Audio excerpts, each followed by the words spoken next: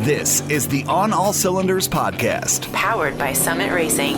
Your host for today is Summit Racing's Paul Sokolis, with special guests Summit Racing's Justin Weideman, Lucas Galupekis, and David Fuller. Here we go. Cue Andy Williams, because it is the most wonderful time of the year. And no, I'm not talking about the holidays. I'm talking about the SEMA Show. Yes, we are still in the afterglow of the 2025 SEMA Show, straight from Las Vegas. I think we're all still a little jet-lagged. And so what we've done today is we've assembled a group of, I don't know, you can call it Wonder Team, the Super Friends, a group of Summit Racing employees, myself included. Some of us have been to the SEMA Show many times. And in the case of Lucas, this was his first event, so it'll be interesting to see his feedback. So over the next 30 minutes or so, we're going to be kind of recapping the event, what we saw, what future trends we may have noticed, and things like that. But before we really dive in, Lucas, since this was your first show, tell us what your initial thoughts were. Did it meet your expectations? It was great, man. I mean, as expected, right? There's tons of crazy builds all over the place, the wildest engine swaps you could imagine. Everything was just really as cool as you could expect it to be without having ever been. It was a fantastic time, and it was so great getting to talk to everyone. That's good to hear, because quite frankly, the SEMA Show can be pretty overwhelming if you don't know what to expect. And speaking of, Justin, Dave, you two have been to a lot of SEMA shows over your careers. Can you kind of explain to folks out there listening who may not be familiar with SEMA and kind of give some context to show folks exactly how big of a deal this event is? I'll take a stab at it. So yeah, this is really the industry's biggest trade show, biggest gathering of manufacturers, builders, influencers nowadays. Everybody seems to descend upon the place, and it's really evolved over the years that I've been going, but it just keeps getting bigger and bigger. And until you've gone to it, it's almost unfathomable. It's funny, I'm grabbing the official press release from SEMA here. Over 160,000 people, 1.2 million square feet of event space. So to say this thing is big is kind of an understatement. And now I alluded to it earlier, but Justin, Dave, and I have gone to a lot of these. So I'll ask you this, Justin. Did you notice anything different this year than years past? Certainly we had the COVID thing kind of threw things up in the air for a little bit. But anything about the 2025 event that you noticed? So the show, I don't want to say a weird vibe, but it just kind of had a fresh take, in my opinion. Outside was different, as, I do think this has become more of not only a trade show, but there is an entertainment factor to it. 2 burnout pits between the Burnyard over from the Hoonigan boys, and then we have Horsepower Wars, Westland Chaplin and his gang. We had the Nitro Circus guys flipping dirt bikes outside. I mean, and there's a concert, I can't remember who it was. Oh, I believe, was it the Goo Goo? I can't remember exactly. Queens of the Stone Age. Yes. Yeah, Queens of the Stone Age. But I definitely think it's not only this giant industry trade show, but there's an entertainment factor to it. And, over the last couple of years as well, the general public has got the opportunity to come to SEMA on Friday and see what the trade show is all about. That's kind of thing that I think is cool, is being in the automotive industry and, working for Summit Racing, one of the, the largest players in this industry. It's cool to have the whole world want to come to the trade show that, as I refer to it multiple times, SEMA's my Super Bowl. Like, we have a lot of stuff going on, so many cool people to see, but yeah, I definitely think there's just as much entertainment as there is business going on. And kind of touching on the size of the show, Paul, talking to what I'm going to call, some old heads of the industry. I was talking to a couple guys I remember when this was at the Dodgers Stadium and it was around the stadium, that he's like, yeah, when we started coming here to Vegas, it was just the central hall, and that was it. That was the whole show. And now there's 4 halls, all the cars outside, so much going on. I mean, again, it's the automotive mecca for all things with a steering wheel, 4, 6, 2, 1 tire. Yeah, it's the creme de la creme. One thing that I noticed, and I've been noticing it for the last couple of years, is that, after the COVID pandemic hit, the show kind of throttled down a little bit, as is understandable. But it has rebounded and it's coming back. In fact, quite a few major automakers have returned to the show with a fairly decent footprint. Toyota's always been there. They always have a really nice presentation. But Stellantis was back with some Easter Jeep concepts. And Nissan was right there in the central hall, too. They had a good display. And curiously, both Ford and Honda didn't go there directly, but they kind of backdoored it through their racing programs. Like, it wasn't Ford, it was Ford Performance. And it wasn't Honda, it was HRC, their motorsports arm. So yeah, it has returned, if not exceeded, its original form. But I'll toss the mic around to you, Lucas. What did you see in particular that caught your eye? I had a really cool conversation with Matt Field over at the Borla booth, and I got to talk to him about his C8 drift car. It's LS swapped with manual transmission conversion.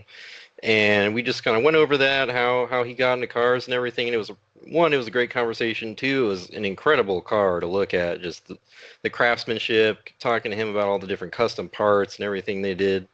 I thought that was an exceptional booth to check out. So if you guys were at SEMA and you missed it, and check it out online for sure. Dave, Justin, how about you guys? So for me, I'm a big horsepower junkie. And there were some really cool cars. And I know we kind of touched on this last year, more and more LT swaps. There's a ton of them. And I think that's cool. It's now that they're becoming more readily available, even some Gen 3 Hemi stuff. Like, as much as I'm an old head of horsepower, that I like big block Chevys and small blocks and stuff with distributors, coil packs on valve covers are as hot as ever. And it's cool to see people putting different engines in cars. I guess the neatest thing I think I saw was either I talked about this earlier during our SEMA, like some of our Instagram posts, but there was a Balone Noonan Hemi in the Pro Charger booth. And, you got that big FR4 hanging out there and you just know that thing makes some stink. Also in the Lemon Headers booth, they had the tribute to the late Lizzie Musey. They put a car together, Norma Jean, and the thing is cool. Like, it's a full interior car. I mean, it was gorgeous. That white, I don't know. I love white cars. That's kind of like a big partial to me. But there was a lot of cool flavors outside too, which I like.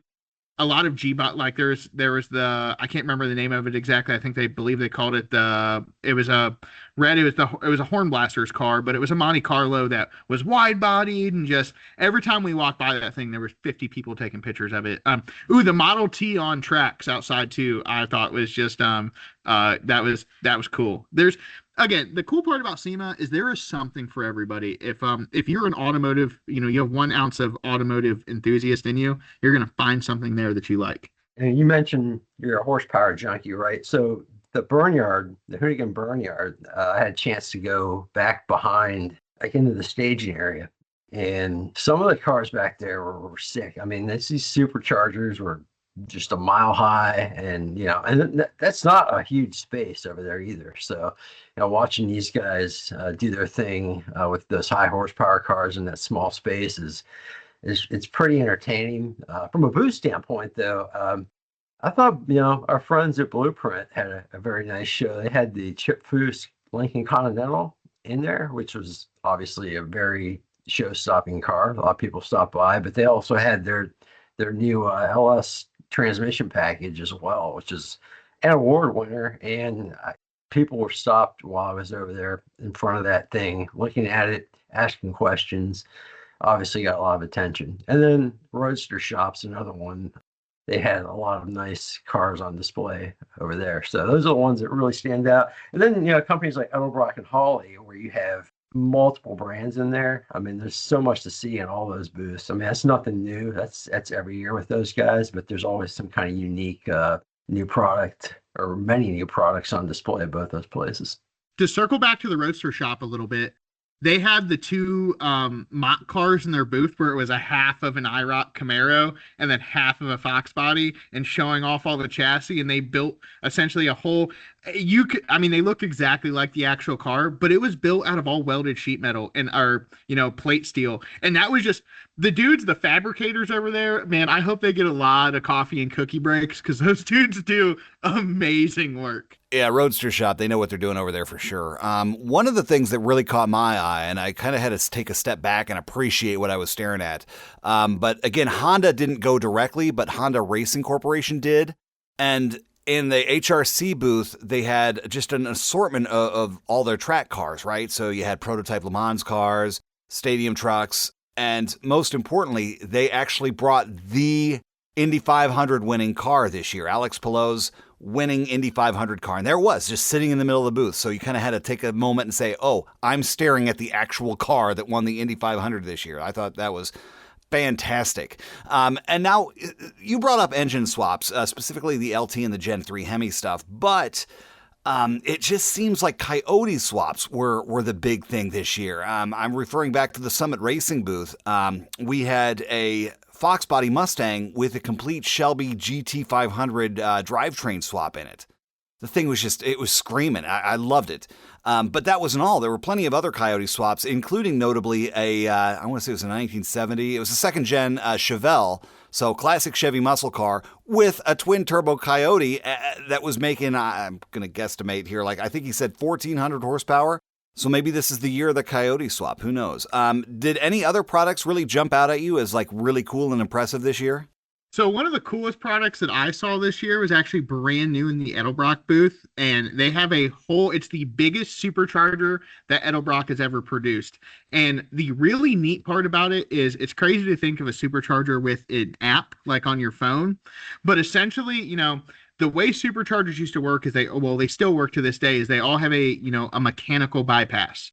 They have taken the mechanical aspect out of it and added what I would call a small throttle body. And so essentially I can dial the boost curve, valet mode, all from an app on my phone or a tablet right into this supercharger. So say I'm taking this thing over to get the oil changed or whatever, and I don't want them to have all, 1,800 horsepower this car makes. I can go ahead and set it up to where the supercharger is bypassing and it's making, what the engine makes at, 300 horsepower. But the cool part is you can dial the boost curve. There's so much you can do all through technology. And as big of a, mechanical car guy I am, so, mechanical, traditional distributors, carburetors, that kind of stuff, I'm big on this technology thing. Speaking of technology, the TrickFlow booth had a bunch of cool new parts in it, as well as the Summit Racing booth. And, we had a ton of people checking out, from our EcoBoost turbo replacement kits to our paddle shifter kits for the new Ford trucks, and even our LS billet intake manifolds with the changeable runners and all that stuff. I will say the Summit Racing, those guys over there in our parts division are really making some fantastic stuff. And it was cool to see a lot of people in our booth checking that stuff out. Yeah, and the SPC engine blocks were out there on display too. Yeah, the SPC engine blocks, if you folks haven't checked those out, we've done a ton of video content on those. I highly recommend those to you, and look at those if you're looking to buy my opinion, a better than OE performance block. Yeah, certainly if you're planning a high performance engine build, those SPC blocks are worth looking at. A really good foundation for making big power. Now, how about you, Lucas? Admittedly, Dave, Justin, and I had to kind of adhere to a rigid schedule and meet some certain appointments, but you were kind of out there just doing your own ground surveillance. What did you come across during your walk of the show that you think we should know about? So one thing, actually, right next to the Borla booth, there was a Dart had their Iron Eagle 2JZ block, which was really cool, and they also actually had, paired with that, a Haltech Rebel JZ ECU and everything, which is kind of a great package to put together because a lot of people are doing the 2J swaps and factory blocks are getting harder and harder to come by. So it's nice to be able to get something from Dart. It's a known quantity. We know Dart makes great stuff, and Haltech also makes amazing products. So to have those two together, ready to go for your 2J swap, whether you're drag racing, drifting, autocross, or just building a really cool street car, you had some awesome options there. So that was great to see.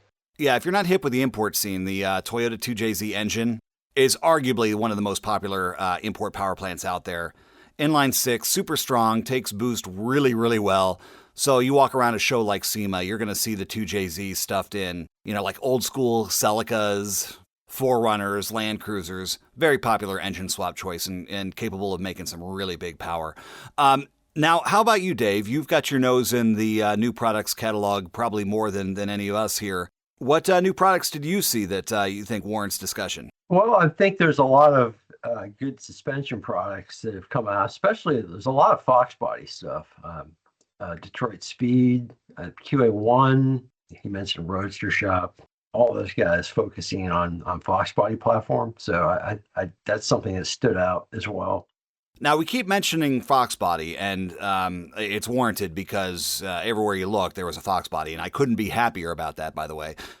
But what other cars seem to be like really, really present at the event? You know, in past years, it's been like when the C8 Corvette came out, every booth had a C8 Corvette. And last year, you couldn't walk more than 4 feet without tripping over a Cybertruck, which is odd because this year I don't think I saw more than 5 Cybertrucks the entire week. But what other specific vehicle model did you see that was really getting a lot of love at the 2025 SEMA Show? So I will say for quantity of vehicles, there was a ton of Illumiduties outside. And what I mean by Illumiduty is, you know, I believe it's 17 and later Super Duty Ford trucks. They are all aluminum besides the firewall. And so that was the cool part. And that is, you know, the F-150s are mostly aluminum construction as well. But for example, outside kind of by the trailers, there was 3 trucks that were all polished. As for, I think, quantity of vehicles, I think those 17 and newer Fords, there was a whole mess of them outside. I think I saw a lot of Fox bodies at the show this year, which I think is cool. And, you know, seeing a Godzilla in one is neat because I know, like, the whole lore of the, you know, the earlier Mustangs is that, you know, they had to do a lot of work for those cars to get, like, a 429 or that kind of stuff in them. And the 5-liter is kind of comes from like the cammer, that kind of deal. It's like, you know, Ford was one of the first to do the overhead cam stuff even back in the day. And so to see one of those shoved between the shock towers of a Fox body is pretty freaking neat. Saw a lot of Franken cars out there, right? I mean, we had a new Camaro with the Chevelle front clip, which I know was out there the year before. We also had, I believe it was a Challenger with a Roadrunner front clip. And then we had a Ferrari-powered DeLorean. We had a Viper-powered 240 Datsun. So there's some very unique things. Most of those are out in the front, outside, but a few of them were inside. I noticed that. And then, you know, on the classic side, I saw a lot of Power Wagons as well. So, I mean, not overwhelming, but, you know, more than you would think. It stood out for me, for sure. And then also Broncos. Nothing there knocked my socks off, really, with the Broncos, but on the new ones, at least. But there was a lot of them there. So to touch on the Broncos and 240s, Dave, I cannot remember the name of the company, but there was a company at SEMA this year that had full reproduction bodies of first-gen Bronco. I think it was 240Z and a couple other models of car that just like stuff that is long gone and is, you know, time, you know, to rust even in California or, you know, in the desert was still not kind to the Nissans. So to see someone giving us the ability that, like, say, for example, Real Deal Steel does for the 57 Chevys and some of the American, you know, the more popular, you know, American domestic V8 cars, to see someone doing that for some of the import cars and some of that less popular stuff is really, really cool. And I believe just shows the strength and innovation of this industry. That is the one thing at SEMA, you know, no matter year to year, you will always see something new. That's why you just can't go once, because innovation, and especially now that, you know, between 3D printing and 3D scanning and some of these other technological things that have really caught on, you know, I think the world is our oyster and we're just going to keep seeing crazier and crazier things every year. Yeah, I'm recalling a previous episode of the OnAllCylinders podcast when we brought on the folks from Resurrected Classics. They make a lot of reproduction parts for the Datsun 240, 260, 280Z cars. You know, interior plastics, sheet metal, emblems, headlight bezels, stuff like that. So again, it's just really neat to see not so much overlooked cars, but just more and more cars being embraced by the restoration community with more and more parts becoming readily available to help them stay on the road, so to speak. And in a similar vein, I was walking around the new product showcase and the folks at Speed Hut. You know, Speed Hut always does a really good job of blending modern gauge technology with kind of a retro, very much an authentic period correct looking gauge face. And they've got a new gauge cluster for the 5-dime, the old Datsun 510. I'm walking around, I'm like, oh, that's a 5-dime cluster. So again, it's really neat to see more and more parts becoming available for cars that may not have the aura of a Corvette or a Tri-5 Chevy. Now, let's shift gears just a little bit, and instead of talking about specific cars or specific parts or specific engines, what overall trends did you guys notice? Certainly overlanding is still a big deal in the truck crowd. Still saw a handful of pro touring builds, but it seemed to me like drifting was front and center all week long. They had exhibitions and drift competitions going on outside. and they were really tough to miss. Now, Lucas, I know drifting is kind of your jam, so I'll turn the mic over to you. What do you have to say on that subject? Yeah, I mean, as to be expected, there was a lot of drifting stuff going on. They had two different drifting exhibitions. They had one over by Fontainebleau. They had, of course, the Optima area.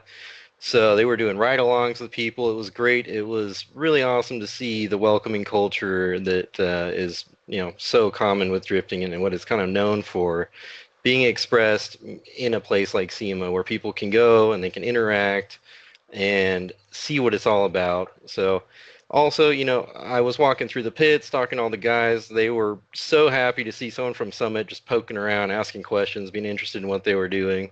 You see, of course, a lot of LS swaps, turbo stuff. Everybody's running coilovers, rear mount radiators, the whole thing. Lots of fiberglass body panels, many of which had seen better days. But yeah, it was great, man. It was so cool. I got to go on rides with several of the drivers. And I really couldn't have asked for more as far as that goes. I think it really stands out as something that the younger generation is kind of gravitating towards in the automotive world. So I'm really excited to see how that continues to develop and what we can do to be a part of it. And just if you're following along at home, Lucas is going to be publishing a whole bunch of articles and even some videos on his adventures in drifting during the 2025 SEMA show. So stick around and come back to OnAllCylinders.com for that coverage. It's coming soon.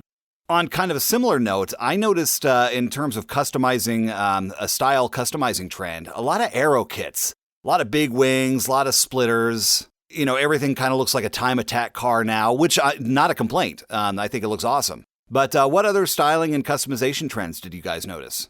Are sport trucks coming back? I mean, we asked about this last year, but yeah, the Maverick's out. I saw a couple other trucks. It was like a really nice 70, I think it was a C10 that was lowered in a sport truck fashion. So I don't know. I mean, I think there's something to be said for that. I think there's more of that this year. Yeah, I definitely agree. I think me and Paul really ground into that last year that sport trucks were back. We were so excited. The one that truly pops to mind is the one me and Paul walked by several times this week, and that was right outside of South Hall. It was a sweet lowered Maverick with kind of a 90s graphic down the side. Exactly what I want to saw when I was like 10 years old flipping through sport truck mag.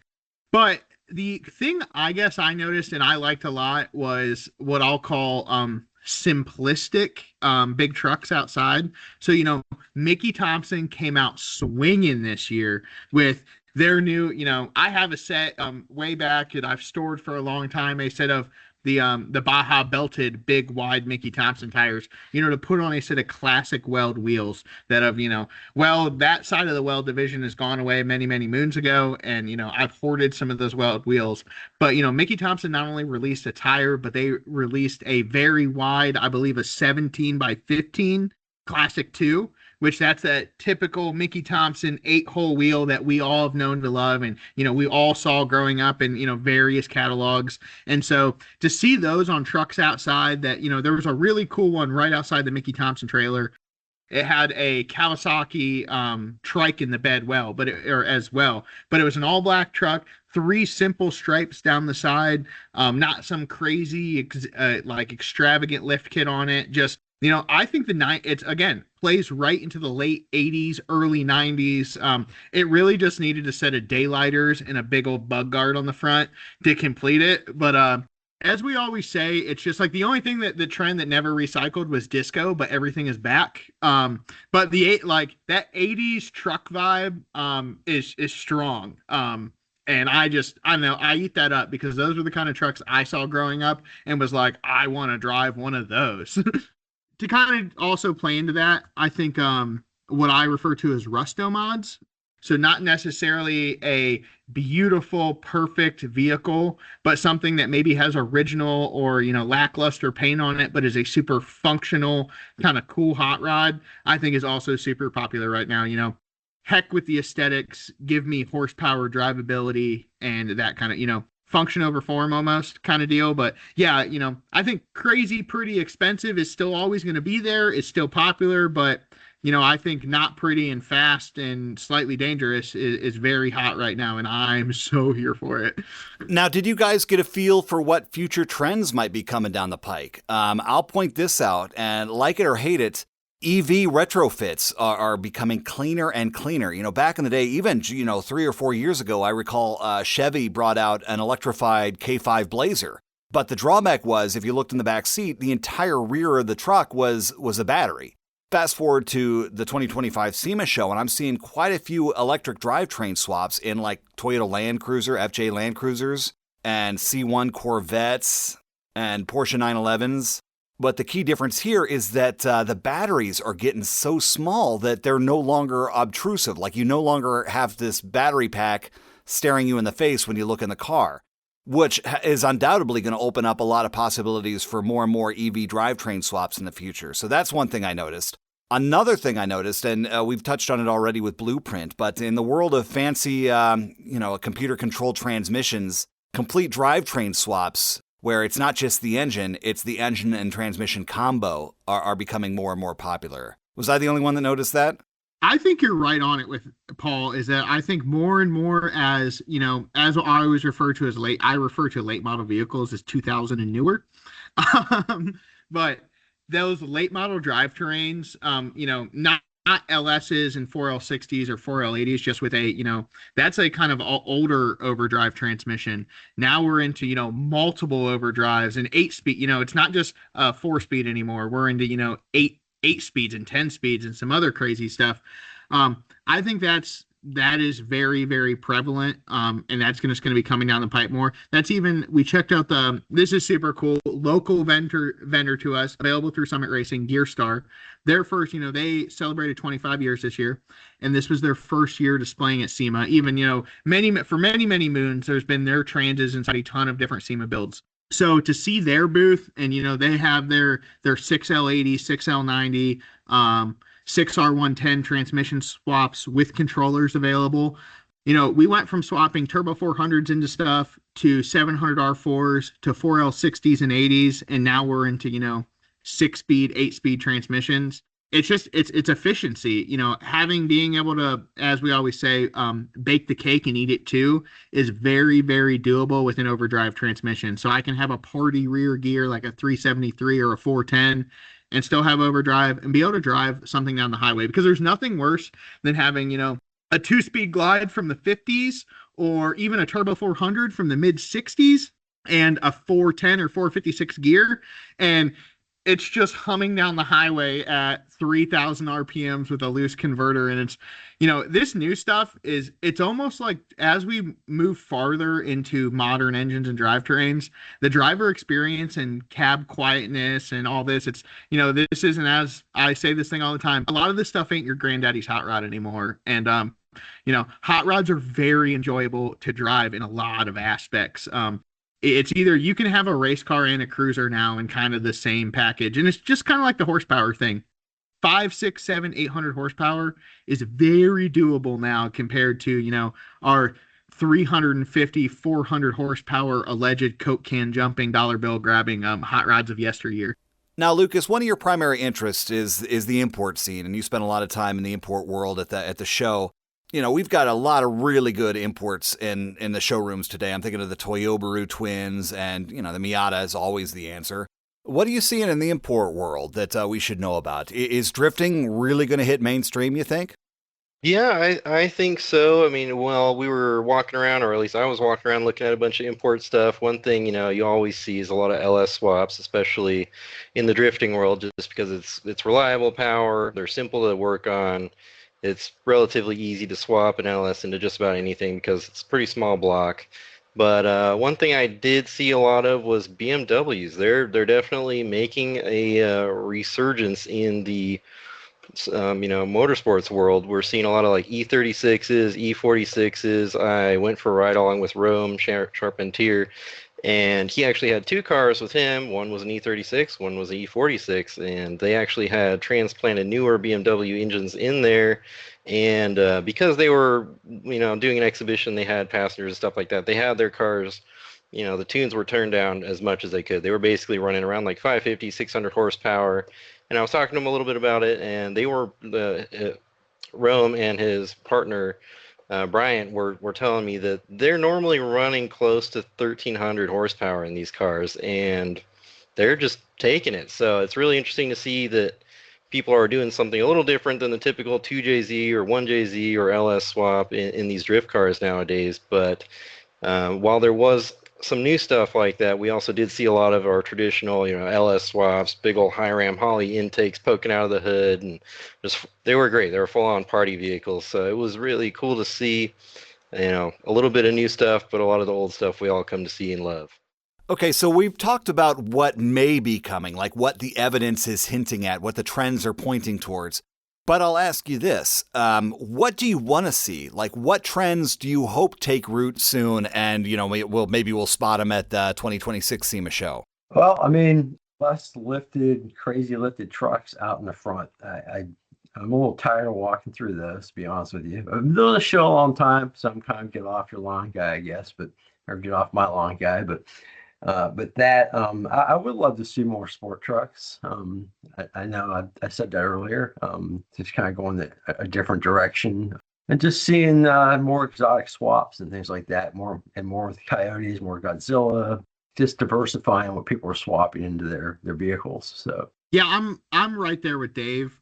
That's what I did notice, I guess from last year and the year before, a lot less what I'm going to call super and hyper cars. A lot less of those at the show compared to years prior. But one of the things I did see that was super, I saw another P1 inside, which was super, super cool. I always think that stuff's cool. Ever since I saw the one that Tavares was, the Florida flood car that he was putting together, that kind of just always sparked my brain. I saw an F40, which, at the show this year, which I thought was, again, super neat. I love that kind of stuff because we all had an F40 or a Countach poster that we bought at the book fair when we were in school in a bendy pencil. Like you were riding on top of the world.